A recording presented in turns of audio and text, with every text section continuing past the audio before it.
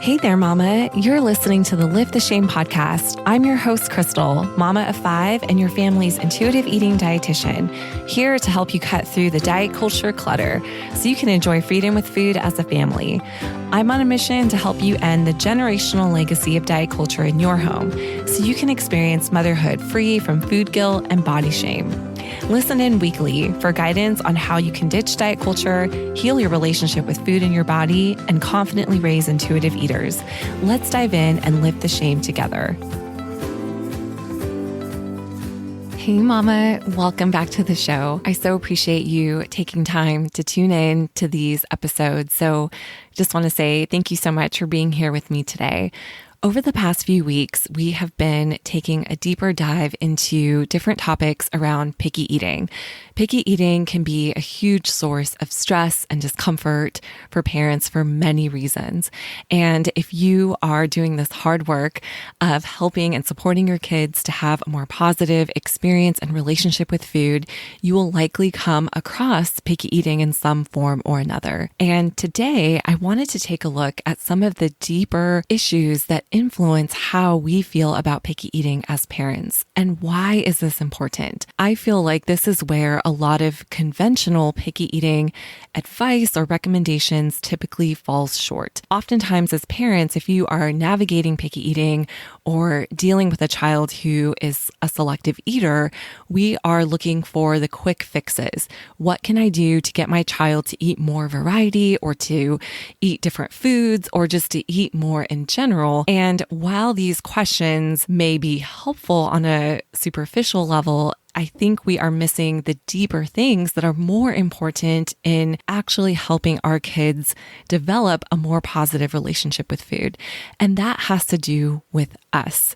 And this is not the quick fix. This is not the easy answer, but it's just as important, if not more important, to the longevity of how our kids feel about food and their bodies. So often when we're looking to frameworks or feeding guidance, like what do I do in this situation? How do I navigate this? In order to achieve a specific outcome, we are missing the deeper, more important things that are actually necessary for us to hold space for our kids and to help them internalize a deep message of trust. That trust is so key in them being able to learn how to listen to and honor their bodies and being able to trust themselves as the best experts of what they need. So many of us as parents are carrying these ingrained messages that have been internalized from childhood that we can't trust our bodies, that our bodies are wrong, that our bodies are problems that need to be fixed, that there's something inherently negative about our food preferences or our appetites. These are the narratives that so many of us are carrying with us.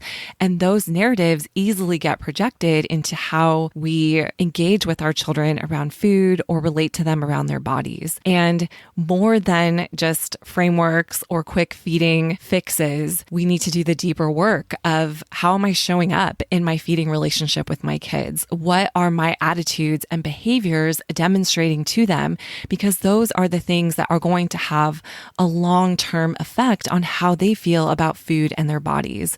And especially when it comes to picky eating, this is something that so many of us have been taught is a problem, whether from ourselves and our childhood experiences or with our own children, we are approaching it from this lens that this is a problem and I need to fix it. And I have found from just my own experience of having picky eaters myself and also working with families who are navigating picky eating, that when we approach it from that perspective, it can actually create more harm than good. It can create more power struggles between us and our kids and really deter us from being able to create positive associations around food, which are essential to helping our kids develop a healthier relationship with food overall. And something I really wanted to focus on today is why picky eating can be so triggering. And when I'm talking about triggering, I'm talking about distressing feelings that are coming up for you around the way that your child may be eating or may not be eating. And this can be so valuable to hold space for and take a deeper look at because there really are clues behind our our reactions and the feelings that come up for us around our child and how our child may be eating. And first, I just want to share a couple things here. There are many layers to picky eating. There are so many different things that can be influencing the way that we're feeling about our children and the way that they eat, especially selective eating. And there are different depths to those layers. So some things can be more surface level, other things can be really deep and connected to deeper trauma or our own experiences growing up around food that are coming to the surface when our child is engaging in similar patterns or behaviors. And so I want to briefly touch on some of the things that are here at the surface before we jump into some of the deeper things that may be coming up. And I also would just like to give a trigger warning that I will be touching on or talking about trauma related to food and body. And so if this is something that can be potentially heavy for you, I just want to encourage you to do whatever you need to do to take care of yourself. And if you need to skip today's episode, that's okay. You can always come back to it whenever you feel ready or just when you feel like you're in a place where you have more capacity to process some of these things. My hope is that by creating more awareness around this, you can have some tools to effectively care for yourself and be able to show up for your child in a way that supports you to raise an intuitive eater for the long term. This is not just about the quick fix.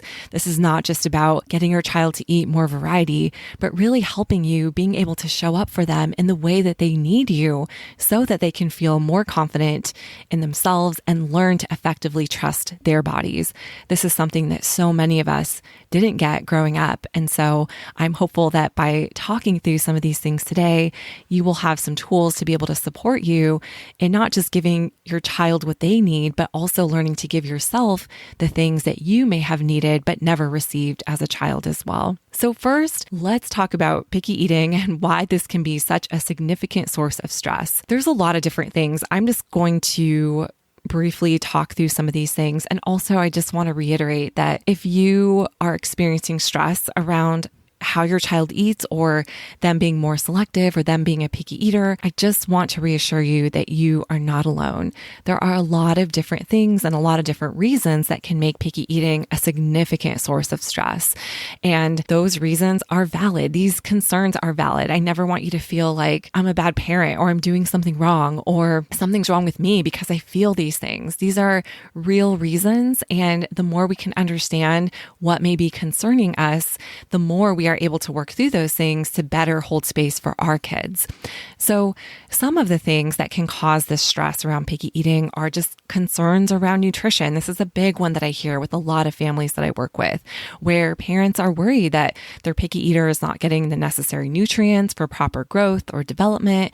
And the concern around your child's health can be a constant source of stress. Another one here is just the meal planning and preparation that's involved with a child who's more selective around food. Picky eaters might require special meal planning and preparation, or you might feel the pressure to constantly come up with new or acceptable meal options, which can be time consuming and stressful all in itself, especially if you're navigating multiple preferences for multiple people in your family. I know for myself, we have 5 kids, we're a family of 7, and 2 of our children are highly selective. And that can make it super challenging because they both like different things.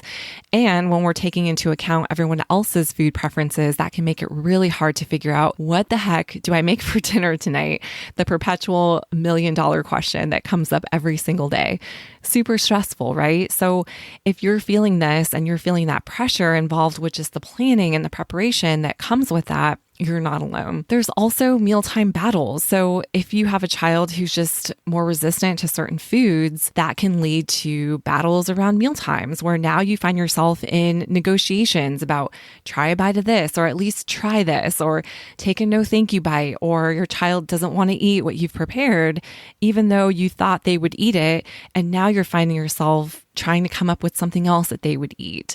So the mealtime battles that can ensue with picky eating can lead you to becoming frustrated or just lead to stressful family mealtimes altogether. You might also worry about the social stigma associated with picky eating. You might fear that the way your child eats can result in embarrassment in social circles, or maybe them being judged from others, which can add to your stress. This is especially true around school age children. So if you have a picky eater who's going to school and you're worried about what they'll eat, what they won't eat, or going to social events where food is involved, this can contribute to a significant source of stress. And we will be having some upcoming episodes talking about school related issues connected to eating. So definitely stay tuned. I'm going to be doing an episode just on picky eating and school lunches and eating at school. So we'll have that coming down the pipeline here. But I just wanted to share this briefly, that the social stigma around how your child may eat can be a huge source of stress. Another source of stress here is just impact on family dynamics. And we've kind of touched on this a little bit, but picky eating can sometimes lead to family conflict and tension during meals. And this disruption in family dynamics can be emotionally taxing for parents, especially if you and your partner are disagreeing on how to approach picky eating in your child. That can be a huge source of tension and conflict and stress. You might also feel societal pressure to have a child who eats a wide variety of foods.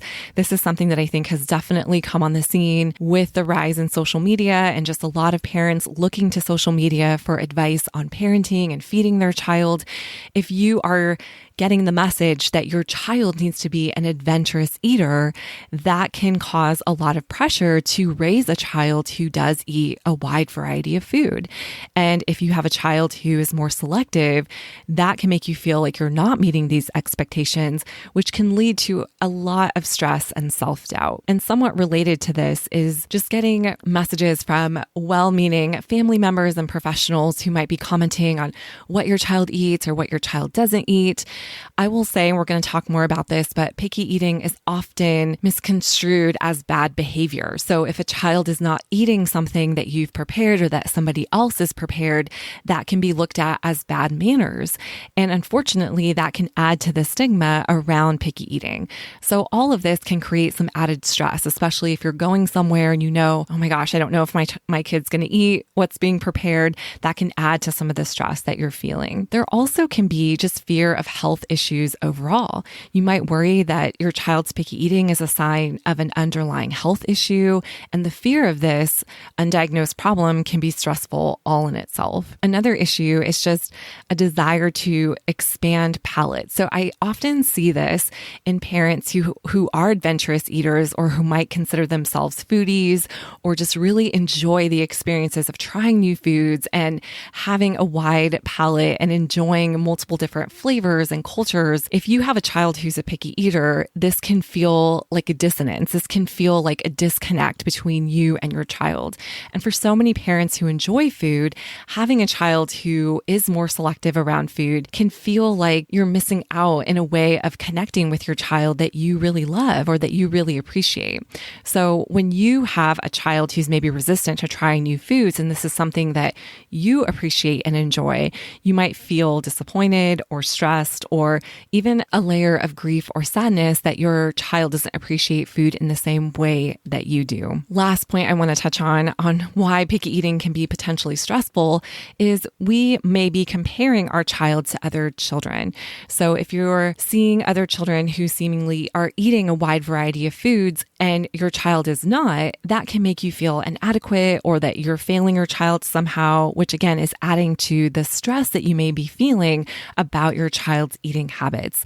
And this can be especially true if you have multiple children. So it can be really easy to compare your picky eater to, let's say, other children that you have who are more adventurous eaters or who willingly are trying different foods or who enjoy eating a variety of foods. It can be really hard to have those two stark contrasts and then again, put more pressure on the child who is more selective and not eating. I know I really experienced this with my kids and I've shared this before, but my first child is definitely a more adventurous eater. And when we started out feeding solids, she tried everything. She loved everything. And even now, as a 13-year-old, she definitely is more adventurous. And I had no clue about the different temperaments that children have or how their personalities can affect their palates and just all the different things that go into how a child eats. When we first started having our kids, I just thought that kids were supposed to like eating a variety of different foods.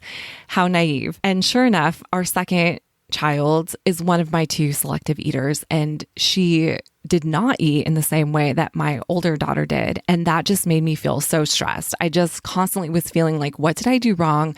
I'm trying to do all the same things I did with my first, and yet I have a completely different outcome here. And the reality is that our children are all built differently. They're not going to all like the same foods. They're not going to eat in the same way. And for me to hold my children together in the same light and expect them to eat and have the same palate or same preferences with food was really harming my feeding relationship with my pickier eater. But this is something that's really common that can come up, especially among siblings, or just comparing your child to how other kids their age may be eating. This can add to the stress over your child's eating habits. So I wanted to just share that on the surface level, that if you're feeling stressed about the way your child eats, or find yourself just worried around different aspects related to selective eating in your own child, there is likely good reason for that. And I wanted to share some of these things to help normalize some of the things that may be coming up for you. Now, I also want to take this one step deeper, because for many of us who are navigating our own trauma around food and our body, or our own childhood experiences around food, there can be things that happen with our children or how our children eat that can bring some of that deep-seated pain or unresolved issues or trauma around food and our body right to the surface. And this is why I think it's really important, again, to pay attention to this, because triggers are clues. They're important leads to those wounded parts of us that still need healing and still are important to address in order to be able to engage with our child in a meaningful way around food and their bodies.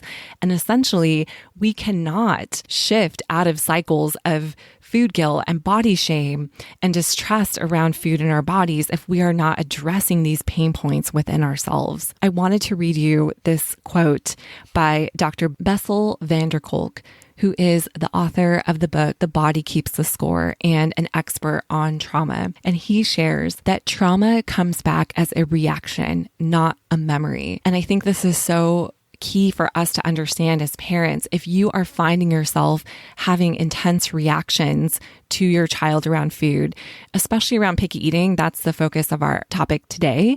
Although I will just say, if you are finding yourself having strong reactions to your child in various different things, whether it's their behavior or other aspects of food or their body size, these are important things to pay attention to. And when I'm talking about a reaction, I'm talking about something that may be coming up in your body that can be disproportionate to the situation at hand.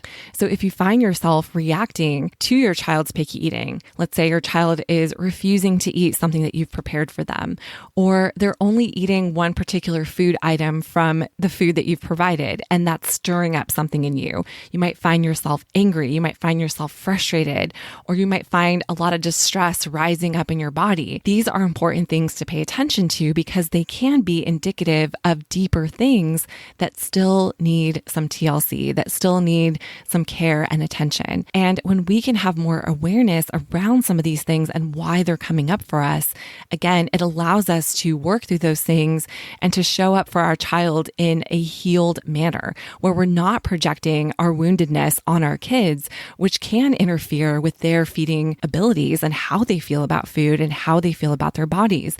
And so many of us are carrying the wounds of caregivers before us who projected their discomfort or their anger or things that they were dealing with on us. We internalize those things, and unless we work through them, we run the risk of projecting those things to our children, and that is what cycles on and perpetuates the cycle of food guilt and body shame. And so we have to be willing to do the hard work of looking at what's coming up for us. What is this a sign of? Like, what is surfacing for me? And how can I give myself what I need to help myself work through this? So many of us are used to just shoving down our own feelings, our own thoughts, our own needs and emotions in effort to protect ourselves, because that can be a coping mechanism too, where we felt like it's not safe for me to show my feelings. And I really just want to encourage you, as we're talking through some of these things, to just pay attention to what resonates with you. What is stirring something in yourself? And that can be a sign of something that may need some more love and care and attention because you are deserving of it. And being able to work through these things can be one of the most powerful gifts that you can give your children, especially if you have a kiddo who is a selective eater. Because again, we want to break that stigma. We don't want our children to internalize a belief that how they eat is wrong. There are so many factors that are influencing the way that your child eats. And many children who are selective are dealing with sensory sensitivities or different temperaments or underlying anxiety or maybe neurodivergent and are approaching and navigating food in a way that feels safest for them. And we don't want our children to feel like the way they eat is a problem that needs to be fixed. Because again, they can start to build this narrative that something's wrong with me or I can't trust myself or I can't trust my body. So however our child's eating, whatever discomfort that's bringing up for us, that is our work to do. Those are our responsibility to carry and work through, not our child's. So with that in mind, I wanted to talk through some common areas that can be beneath the reactions or the triggers that you may be experiencing when it comes to selective eating. So I've broken these up into a few different categories here. One being related to food trauma, one around neurodivergence, and one just touching on the many unmet needs that we may be experiencing as parents overall. And so the biggest area that I have here circles around food trauma. And again, I feel like I never have enough time to go as deep as I want to on some of these topics. So if there is something I'm sharing that is resonating with you and that you would like more information about, please feel free to connect with me and let me know. I would love to know what's resonating with you so that I can bring you more content and resources around that. But one thing I want to talk about first is just trauma around food and our bodies in childhood and how that can surface with our own selective eaters. So there is a phenomenon called parallel processing. And that is something that I think can be really helpful to understand as a parent, where you may be simultaneously experiencing and reacting to a situation while also re-experiencing aspects of a past traumatic event or situation. So in the context of feeding a picky eater, you may find that in response to your child's picky eating, that you are not only dealing with the present situation and all the different stressors that we mentioned involved with that, but that you're also reprocessing any unresolved past traumas related to food or your body. So this parallel processing can lead to a heightened emotional response, which is why you might be feeling like your reaction to the way your child's eating can feel a little bit disproportionate to the situation. And really what's happening is that there is a lot of emotional overlap here. So the emotions that you may associate with your own childhood food trauma can overlap with any current feelings that you may have about your child's picky eating. And again, this can lead to those intensified reactions such as anxiety or frustration, or you may even have flashbacks to any of your own traumatic experiences around food or your body or meal times in your own childhood. And this, of course, has a huge impact on parenting and again, how we show up in feeding our kids. So any parallel processing of your own childhood food trauma can influence how you're responding to your child's picky eating or just your child in any food related situation, which again, may cause us sometimes to unintentionally project this emotional baggage on our kids. And especially for kids who are selective eaters, this can sometimes exacerbate the situation. This is something I've definitely experienced myself and have also heard from clients that I've worked with too, who have just shared with me the intense anger or frustration that comes up when their child is rejecting a certain food or a meal that's been prepared, and it can feel like such intense reaction to it. And really, it's kind of your brain trying to deal with two different things at the same time. And I want to give you some examples just to consider or to reflect upon. And this is where it can be helpful to understand your own food story. And I did a podcast episode last year about understanding your food story, and I will link to that in the show notes for you. But this is where we want to kind of assess and look at what are the potential areas that could have been traumatic for me around food or my body. And this is why I think it can be so helpful to look with more awareness into our triggers and into the reactions that are surfacing for us. For example, I've had parents tell me the intense anger or frustration they feel around food waste. Like, if I've made all this food and my child literally only wants to eat a piece of bread and nothing else, the fact that we're wasting all of this food is so maddening to me. I feel so angry. Or having a child reject something that you have made for them can also intensify those same type of feelings. So I want you to think about maybe having a tough time with food as a kid. And this can surface in many different ways. Food insecurity is food trauma. So maybe you worried about not having enough to eat as a kid, or this could look like different things too. Maybe you experienced verbal abuse around how you ate as a child, or were forced to eat everything on your plate and weren't allowed to leave the table unless you did. Or maybe just meal times in general were really stressful and tense. Maybe there was a lot of conflict around meal times or around food as a family. And as a child, it's really hard to navigate those types of situations. And so I just want you to think of some of the areas that can be influencing how you felt about food or how you experienced food as a child. And what happens when we become parents ourselves, there's this intense desire to want to do things differently with our children. And I hear this, and this is, I know why you're listening to this episode today. You want to make sure that your child has a good relationship with food and that they don't experience the same things that you did. And this is where the parallel processing can come in. So let's say you have a child who is selective with food. It can bring up those old memories and worries from when you were a kid. So again, not only are you dealing with your child's picky eating, but your brain is also bringing back all these old feelings and memories and experiences from your own childhood around food. And this is where things can become more complicated and emotional for you as a parent, because you're handling both your child's eating habits and your past experiences with food at the same time. It's really like trying to juggle two different things, which can be really challenging. So really, any experience that you've had around food or your body, especially in your childhood years, that proved to be unsafe for you can resurface in similar situations. And what that does is it sets off the alarms in your head or in your body where you are starting to feel unsafe in that similar situation, even though it's a completely different circumstance. So even though it's like you're with your family, you're in your home, you're with your children, you're not in that traumatic situation as a child anymore, it can still feel unsafe. That same feeling of I'm not safe, I'm not in a safe situation. Again, even though you're under different circumstances. It's like our brain being triggered is now mixing up the past and the present. And even though presently we are in different situations, it's like we're seeing it through the lens of our past experiences. And again, anything that created any feelings of unsafety in your body or around food. And I do want to reiterate that everybody's experience of trauma is different. This is something I've heard from a lot of parents that I've worked with and spoke to about this. It's easy to undermine your own traumatic experiences in comparison to what other people have been through, where you might say, oh, it's not that bad compared to what somebody else has gone through. It really was nothing. However, it's important to remember that what you have been through and any event that felt significant to you plays a role in your upbringing and your relationship with food and your body, and anything that put you in a situation where you felt helpless or out of control can be traumatic, and you don't want to undermine your own experiences by dismissing anything that you've been through. And having awareness or looking back at any past trauma is not to victimize yourself,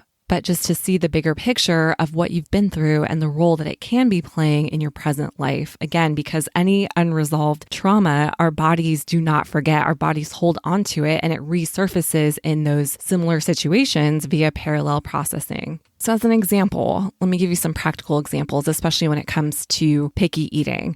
So if you were ever shamed for leaving food behind or refusing to eat because something that you were served felt unsafe to you or not palatable for whatever reason, and you were shamed for that experience, or you were made to feel guilty or told that you were acting out or had bad behavior because you weren't complying with what was expected of you around food, that can cause those internalized feelings that listening to my body is bad, or I can't trust my body, or I'm doing something wrong around food or eating. So if you're now navigating the situation with your own child and your child is leaving food behind, or your child is refusing to eat, and you've had that experience, that can set off the alarms that something is wrong, something is bad here, there's something that's not right and it needs to be fixed. But that's very likely tied to your experience in that similar situation in your own upbringing. Another example that I wanted to talk about that I know many of you might be able to relate to is having an eating disorder history and what that may have looked like, especially if this happened or began in your childhood years. So for many individuals who have struggled with an eating disorder, this is registered as trauma in your body. If you're not getting enough food, whether it's unintentional or intentional, your body doesn't know the difference. It's just your body knows that it's not getting enough of what it needs. And that restriction component and piece that's connected to eating disorders can often be very triggering if we see any component of it being displayed in our children, even if our children are not necessarily engaging in an eating disorder behavior. But let's say that your child is refusing to eat, and that can bring up feelings of maybe you intentionally restricting at some point in your childhood. Maybe that was connected to your eating disorder, and that can bring up a lot of intensity of anxiety, scarcity around food, or just a feeling that food is unsafe or that your body is an unsafe place. So as you can see, and these are just brief examples, we can definitely go deeper into all of these, but there's a lot of connections into our experiences around food, especially in our childhood upbringing, and how these can be triggered and brought to the surface in various ways that our child engages around food. So something to consider, especially if you find yourself having strong reactions to how your child is eating, especially in the picky eating / selective eating realm. So there's two other areas that I want to talk about briefly. I will likely do separate episodes on these altogether because there's a lot to say about these, but these are just other areas that can also bring up some unresolved trauma that may be resurfacing in the way that you're engaging around food with your child or how your child is eating. So one is being neurodivergent, either you or your child or both. And oftentimes, if there's a neurodivergent parent, there is often neurodivergence in children as well because there is a strong genetic component. But this can play a role in how a child relates to food. So for example, I have two ADHDers who have strong sensory sensitivities. The different way that their brains learn and process information also plays a role in how they eat and their eating behaviors and habits and their food preferences. There's a strong connection there. And I know also from many of us growing up, there may have been those existing things there too that our caregivers or our parents had no idea about. And maybe we were forced to eat certain things where sensory wise, we had a strong aversion to, or maybe there was some sensory overwhelm or overstimulation where certain eating environments were very triggering or difficult for us to handle and creating some negative association around food and our bodies. And this often surfaces in this realm where your child may be exhibiting some of those behaviors that maybe you had as a kid that weren't paid attention to, or that were dismissed or undermined or ignored, or perhaps associated with bad behavior. Oh, they're just acting out, or they're just doing this or that. There's something wrong, and not really being understood for the person that you are and how your brain functions and how you move through and experience the world. This is often playing out in our relationship with food. And again, we can definitely go into this topic in more depth, and I will definitely be doing some more episodes around this, but just something I wanted you to consider too. If you are neurodivergent, you have a neurodivergent child, and there are things coming up because of that, it can bring up some deep-seated feelings around your own experience of moving through the world in similar ways as a kid, or seeing your child maybe struggle with things that you did that maybe you never had care or attention for. One last thing that I want to mention too is just dealing with unmet needs, especially as a parent and a mother. So often as mothers, we ignore the needs that we have, and it's easy to put the things that we need to the back burner. And this can also be a learned behavior of moving through your life feeling like your needs were unimportant, and so you kept them aside. Or maybe you learned to ignore your needs because it felt unsafe to share what you needed, or there's fear of rejection. Like if I share what I need and nobody responds to that in a responsive way, what's the point? So this can often surface with picky eating. And one strong way that I see it is with food rejection. So I often see a lot of mothers who are being very intentional about preparing food for their kids. And when you have a selective eater who is rejecting what you've prepared, it can feel like a personal rejection. It can feel like this is something that's a direct reflection of me and who I am. Like my child is not just rejecting my food, they are rejecting me. And that can cause a lot of unmet needs to surface too, but things that have likely been there and have been sitting there and are now being triggered by an eating behavior that your child is engaging in.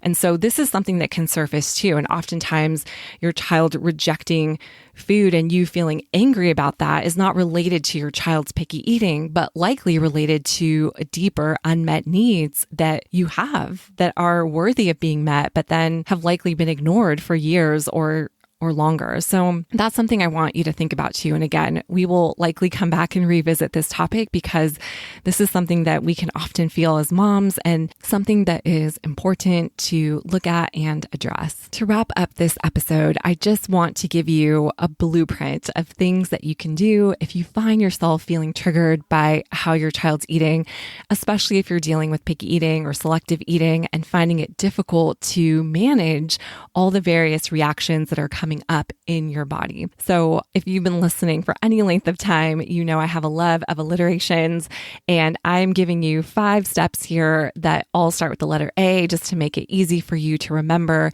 And I just want you to keep in mind that this is a lifelong practice. This is not something that we have really necessarily learned how to do. And it's something that I think we will continue to need to practice over the course of our life, especially as parents. So please give yourself grace as you're listening to this, and just knowing that the information that you're taking in and marinating on the things that you're learning are all important in helping you shift out of these generational cycles. So if you're feeling triggered and don't know what to do with that emotion, here are some things to think about. Step number 1, awareness. Just having awareness of what you're feeling and how that feels in your body is so key. We are so used to just reacting to situations that we really don't even have time to understand what is coming up for us, what we're feeling, to name it, to experience it, to know what it feels like in our bodies. And so one of the really most powerful things you can do is just to lean in with curiosity and awareness. What is coming up for you in these situations where you notice yourself feeling triggered or having intense reactions to how your child is eating? Step number 2 is practice acceptance, or another way to look at this is extending self-compassion to yourself, knowing that there are many different layered experiences that are playing a role into how you're feeling. And having compassion for yourself is so key. We cannot move through our feelings in a productive way if we are shaming ourselves for how we're feeling. And I know it can feel like that as a parent. If you're feeling angry towards your child for how they're eating, that can feel really intense and really bring up feelings of failure, like I'm doing wrong by my child. But just to understand, number 1, I'm feeling this for a reason. And number 2, I'm okay to have this feeling can make it so much easier for you to move through it.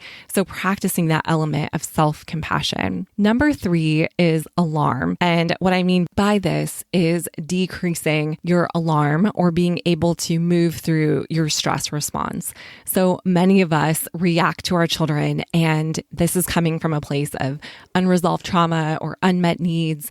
And our reaction is causing us to feel dysregulated. It's causing our stress responses to come out in full force. And so what can be helpful is grounding yourself and reminding yourself that you're not in that same situation that may have been traumatic or triggering in your past, and finding ways to be grounded to allow yourself to move through it without potentially resorting to maladaptive coping mechanisms to get through that. And oftentimes that's what's happening when our nervous systems are flooded. We are responding in ways that can be maladaptive, but they're ways that we've learned to cope and learned to survive. But this can involve things like dissociating or shutting down or fleeing the situation. It's like you can't even be present because you're so overwhelmed by it.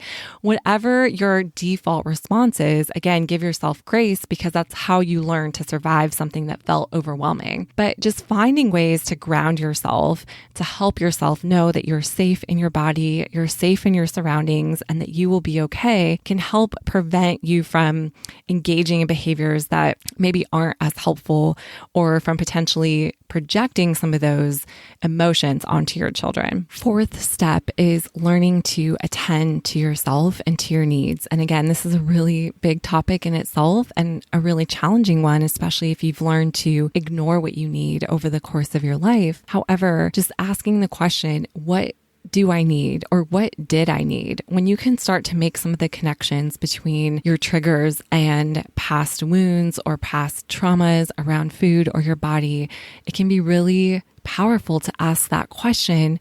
What did I need back then? What did I need as that child sitting at the table, feeling overwhelmed, not wanting to eat, not feeling safe around food or eating experiences, or being worried I wouldn't have enough to eat? What are some things that you may have needed during those times or during those moments? Because that can be a clue as to what you still need now. And you can start to learn how to give those things to yourself now in different ways. And again, this is a bigger topic that we can definitely continue to explore together, but something that I wanted you to at least start thinking about. Last but not least is addressing.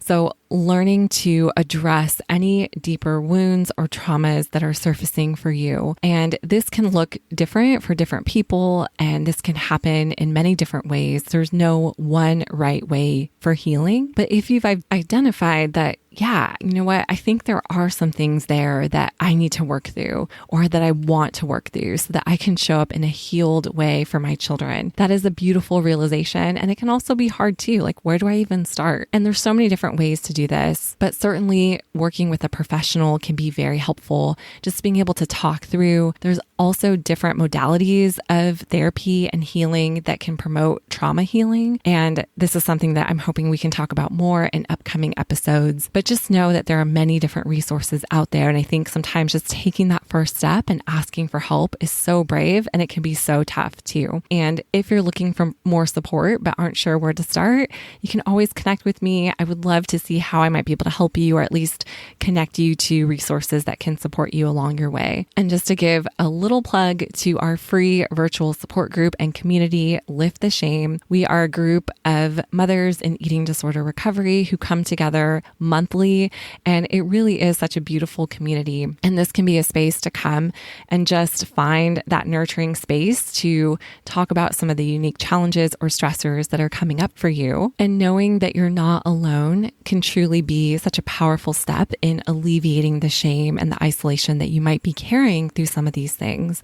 So I will link to that group in the show notes too, if you're looking for a community or just more support around this. I hope this has been helpful for you, or just an invitation to look a little deeper.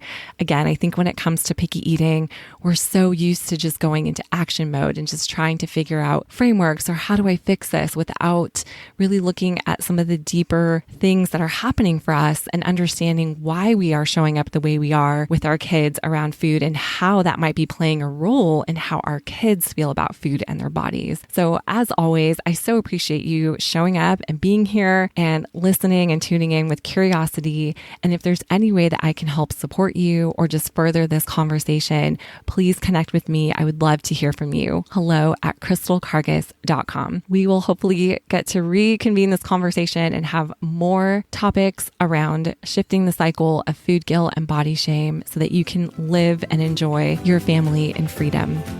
Thank you for listening to this week's episode of the Lift the Shame podcast. For more tips and guidance on your motherhood journey, come connect with me on Instagram at Crystal Cargis.